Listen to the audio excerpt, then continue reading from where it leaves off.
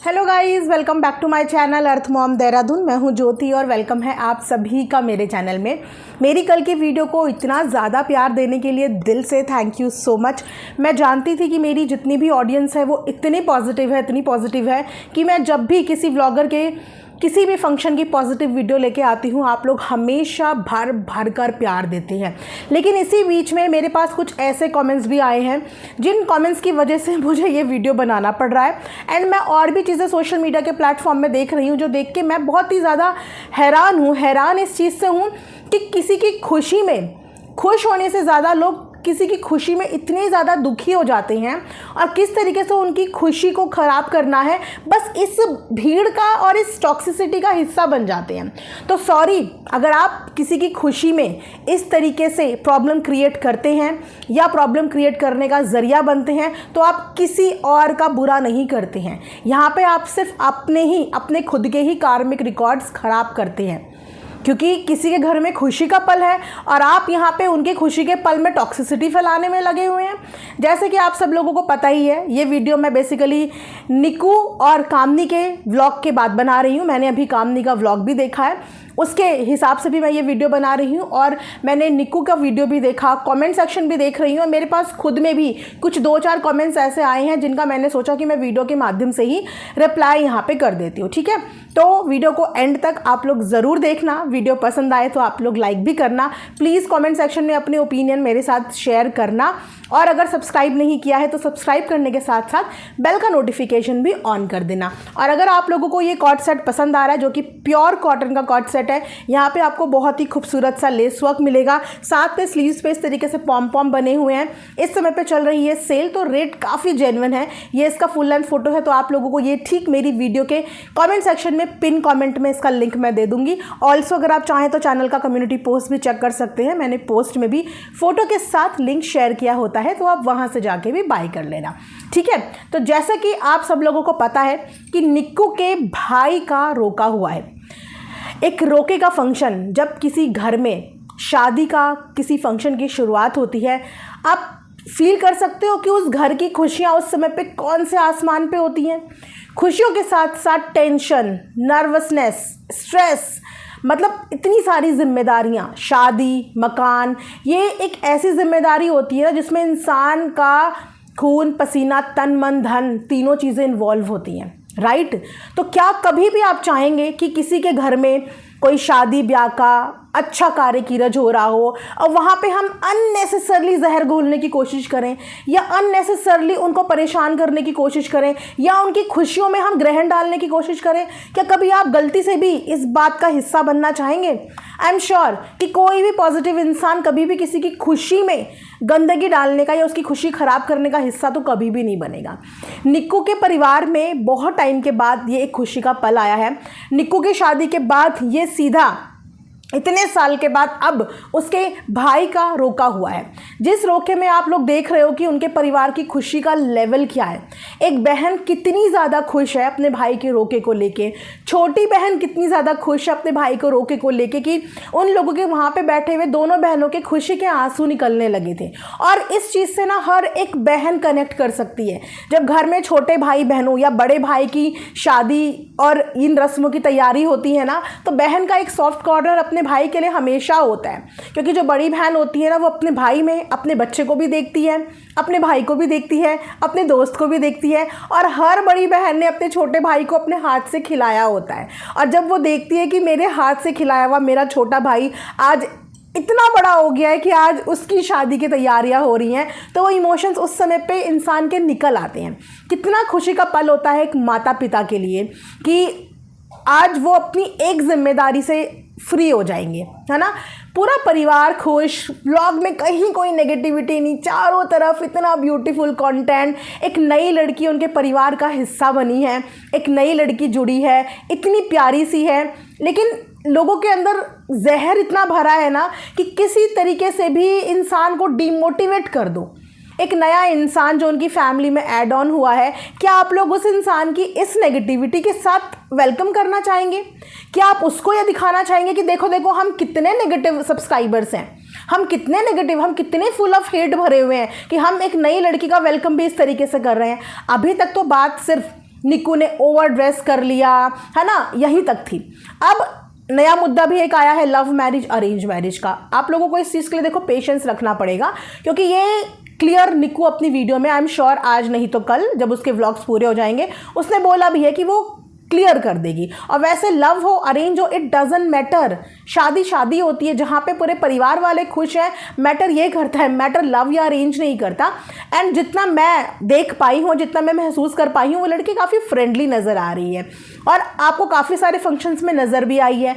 कुछ मैंने निक्कू के कमेंट्स भी उसके कमेंट सेक्शन में पढ़े हैं जहाँ पे उसने सब्सक्राइबर्स को जवाब दिया है कि लड़की को हम पहले से जानते हैं, उनके रिलेशन में वो लड़की है, मतलब कि पहले से घुली मिली है उनकी फैमिली के साथ, इसीलिए आप उसको इतना कंफर्टेबल देख रहे हो। इसीलिए आप निक्कू के पापा, निक्कू की मम्मी को भी लड़की वालों के साथ काफ़ी कंफर्टेबल देख रहे हो कि वो लोग काफ़ी एक दूसरे के साथ फ्रेंडली हैं, हंसी मजाक कर रहे हैं। इसका मतलब वो पहले से एक दूसरे को जानते भी हैं और इससे पहले भी कई बार, सिर्फ एक ही बार नहीं कि आप लोगों ने सिर्फ पहनावा की ओपनिंग में ही उसको देखा हो, इससे पहले भी थोड़ा सर्च करिए तो आपको आज से 1 साल पहले, 2 साल पहले भी वो लड़की और उसकी फैमिली नज़र आ जाएगी, क्योंकि इन लोगों के फैमिली टर्म्स हैं आपस में, इसीलिए वो इतनी फ्रेंडली है। अब उसके फ्रेंडली नेचर पे भी जजमेंट देखो, लड़की बहुत तेज़ है, मतलब चाहते क्या हो। अगर कोई लड़की चुपचाप बैठी रहे, किसी को रिस्पॉन्ड ना करे, तो लड़की बहुत घमंडी है। और अगर लड़की हंस बोल के सबका दिल से बात करे, सबका दिल से स्वागत करे, तो लड़की बड़ी तेज है। भाई कहाँ से आते हो आप लोग और कहाँ से ऐसी मानसिकता लेके आते हो? एक नए इंसान को तो छोड़ दो, इन लोगों के नेगेटिविटी का शिकार ऑलरेडी देवरानी जेठानी का रिश्ता बना हुआ है। उनका रिश्ता शायद बहुत पहले ही सही हो जाता। और सोशल मीडिया पे जब भी इन लोगों की कंट्रोवर्सी हुई है ना, ये चीज़ मैंने बहुत बार ऑब्जर्व की है कि इन दोनों की वजह से कम, लेकिन सब्सक्राइबर्स की वजह से ज़्यादा हुई है।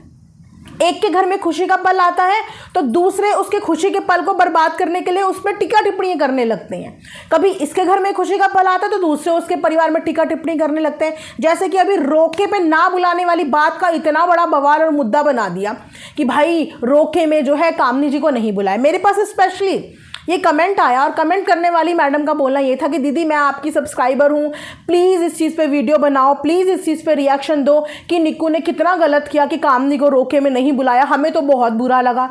भाई आपको बुरा क्यों लगा? और आप मेरी सब्सक्राइबर हो ही नहीं सकती, क्योंकि मेरे पास जितने सब्सक्राइबर हैं ना वो पॉजिटिव वीडियो को बहुत इन्जॉय करते हैं, बहुत इन्जॉय, वो बहुत खुश होते हैं। ऐसा कोई सब्सक्राइबर मेरे पास नहीं है जो मुझे स्पेशली ये बोलता हो कि किसी के घर में खुशी का पल आ रहा है, दीदी आप वहाँ पे नेगेटिविटी फैलाओ। ऐसे सब्सक्राइबर मेरे पास नहीं है। और आपको किस बात का बुरा लग रहा है कि कामनी उनके रोके के फंक्शन में नहीं गई? कामनी को बुरा लगा, आज जवाब देने वो वीडियो बना के आई ना, जब वो ओके है और इन चीज़ों को वो बहुत अच्छे से समझती है। कोई बहुत बड़ी बात नहीं है कि रोके में नहीं बुलाया। मुझे ये बताओ कि जिनके भी घर में ये रोका होता होगा, रोका फंक्शन होता होगा, आप में से कितने लोग अपनी देवरानी जेठानी सबको साथ में टांग के ले जाते हो? मतलब कितने लोग टांग के ले जाते हो? क्योंकि मैं पर्सनल एक्सपीरियंस से बोलूं कि हमारे भी जैसे रिलेटिव में भाई वगैरह का, कज़न वगैरह का रोका हुआ है, तो देवरानी जेठानी को छोड़ो, कज़न ब्रदर्स उनको तक नहीं बुलाया गया है, मौसी मामी तक को नहीं बुलाया गया है, पर हम लोगों ने तो मुंह नहीं फुलाया। अब जेठानी से ज़्यादा गहरा रिश्ता तो मौसी मामी का होता है ना, माँ की बहन का होता है, पर उन्हें भी नहीं बुलाया। लेकिन ऐसे तो कोई मुंह नहीं फुलाता, उन्होंने भी मुंह नहीं फुलाया। लेकिन मुंह किन्होंने फुलाया? यूट्यूब के कुछ चुनिंदा सब्सक्राइबर ने, जो मुझे समझ में नहीं आता कि एक्चुअली में किसी एक को पसंद करते भी हैं या सिर्फ उनके पीछे प्रेशर लेके प्रेशर कुकर की तरह पड़े रहते हैं। अरे जवाब दो, अरे जवाब दो, अरे जवाब दो। आप क्यों नहीं गई जब आपको दिख रहा है कि वहाँ पे कामनी और अजीत भैया नहीं है? तो इट्स सिंपल कि शायद वो लोग इनवाइटेड नहीं है, उन लोगों ने बहुत छोटे बैनर पे वो फंक्शन किया है, एक कमरे के अंदर वो फंक्शन हो गया। गाइस सोचो कि उन्होंने डेकोरेशन वाले तक बाहर से नहीं बुलाए थे, हाथों से कमरे की डेकोरेशन करी हुई थी, एक छोटे से बैनर पे विद इन द फैमिली वो फंक्शन हुआ। लेकिन नहीं, मुद्दा तो ये बनाना है कि जेठानी को देवरानी ने क्यों नहीं बुला लिया। और जब जेठानी के घर पे शादी थी, जेठानी के घर पे अभी तक 2 फंक्शन हो चुके हैं। कि कुछ समय पहले ही, कुछ साल पहले ही आप लोगों ने आरती का भी फंक्शन देखा होगा ना। अब आरती के फंक्शन में आप लोगों को कौन दिखा गेस्ट लिस्ट में? आरती की एंगेजमेंट में भी आपको निक्कू सुमित नज़र नहीं आए, रोके का मुझे आइडिया नहीं है। तो वहाँ पर भी क्या तमाशा बनाया गया? क्या तमाशा बनाना चाहिए था? नहीं बनाना चाहिए, क्योंकि अगर यहाँ से सब लोग जाते तो निक्कू के अपने खुद के भी मायके के बहुत गहरे गहरे रिश्ते हैं। फिर तो उन्हें भी बुलाना पड़ता। और एक बात मुझे बताओ, जब किसी ससुराल में जॉइंट फैमिली होती है तो इनविटेशन सास ससुर का मेन होता है या देवरानी जेठानी ननद भौजाई सबका होता है भाई? क्योंकि हमारे यहाँ तो हमारे नाम किसी इनविटेशन में नहीं होते। हमारे घर में जब तक जॉइंट फैमिली है घर के बड़ों के नाम होते हैं। अगर किसी कारणवश घर के बड़े उस जगह का हिस्सा नहीं बन पा रहे हैं तो वो अपनी जगह अपने घर के बाकी लोगों को भेजते हैं कि हम नहीं जा पा रहे हैं, आप लोग चले जाओ। पूरा का पूरा घर उठ के थोड़ी चला जाता है। और अभी ये सिर्फ रोका हुआ है, कोई इंगेजमेंट बाकी बहुत सारे फंक्शंस आगे आने बाकी हैं जहाँ पे आप लोगों को सब देखने को मिलेंगे। लेकिन एटलीस्ट किसी फंक्शन की इतनी पॉजिटिवली शुरुआत हुई है, वहाँ पे तो कम से कम दोनों के बीच में जहर मत घोलो ना। तो कामनी को मजबूर करो कि वो आके उसको यहाँ पे मजबूरी में वीडियो बनाना पड़े, क्योंकि आप लोग किसी को इतना ज़्यादा प्रेशराइज कर देते हो, इतना प्रेशराइज कर देते हो कि फिर उसको आके यहाँ पे वीडियो में बताना पड़ता है। और जब वो वीडियो में बता दे तब भी वो ट्रोल होता है, तो आप लोग चाहते क्या हो? हर किसी के अपने घर के अलग रीति रिवाज होते हैं और हर कोई अपनी रिश्तेदारी को उसी तरीके से लेके चलता है जिस तरीके से उसको सामने वाले से मिला होता है। हर कोई वैसे ही लेके चलता है। लेकिन नहीं, इन लोगों के घर में कलह कलेश का जो एक प्राइमरी कारण मैं बताऊं ना, जितना मैं अभी तक ऑब्जर्व कर पाई, ये दोनों नहीं है। वो दोनों अपने हिसाब से मैनेज कर लेते हैं, ना एक दूसरे की चीज़ों का बुरा मानते हैं, ना एक दूसरे से एक्सपेक्ट करते हैं। उसके बाद दोनों ही यहाँ पे संभालने की कोशिश करते हैं। तो उन दोनों ने म्यूचुअल अंडरस्टैंडिंग से जिस भी हिसाब से अपनी चीज़ें करने का फैसला किया है, आप लोग ज़बरदस्ती थोड़ी भिजवा दोगे। जब बुलाना होगा तब कामनी को क्या, बाकी सब रिश्तेदारों को बुलाया जाएगा। जितने भी लोग छूटे हैं सबको बुलाया जाएगा। लेकिन तो जितने थे उतने में आई थिंक आप लोगों को खुशी मनानी चाहिए। किसी के घर में इतने समय के बाद खुशी का पल आया है और सबसे बड़ी बात है कि सामने वाला इस बात को समझ रहा है, यानी कि कामनी इस चीज़ को बहुत अच्छे से समझ रही है, क्योंकि उनके घर में भी ऐसे कार्य कीरज हो चुके हैं। वो बहुत अच्छे से इन चीज़ों को जानती है, समझती है। इसीलिए उसने आके स्पेशली आप लोगों को ये क्लियर किया कि मुझे कोई प्रॉब्लम नहीं है। इनफैक्ट उसने एक कमेंट भी पिन किया हुआ है, कि इसमें ना देवरानी का कोई कसूर है ना जेठानी का कोई कसूर है, उनके मायके वालों के हिसाब से ही तो चलेंगी ना चीज़ें। और उन्हें ये सब भी देखना पड़ेगा कि एक को बुलाने की वजह से हमारी दूसरी रिश्तेदारी खराब ना हो जाए। और घर में मेन होते हैं घर के गार्जियन, यानी कि निक्कू और कामनी के सास ससुर। अगर किसी जगह पे इन दोनों को इनवाइट नहीं भी किया ना तो भी चलेगा, लेकिन इनके सास ससुर को इनवाइट करना ज़्यादा ज़रूरी है, क्योंकि इनकी जॉइंट फैमिली है। एक ही घर में 3-3 कार्ड अलग अलग नहीं जाते हैं, एक ही जाता है। और अगर किसी कार्य कीरज में बड़े घर के मौजूद ना हो तब घर के छोटे वहाँ पे उनके हिस्से की जिम्मेदारी संभालने के लिए जाते हैं, और वहाँ पे गार्जियंस मौजूद थे, राइट। तो इस तरीके के किसी के खुशी के पल को ना खराब मत कीजिए।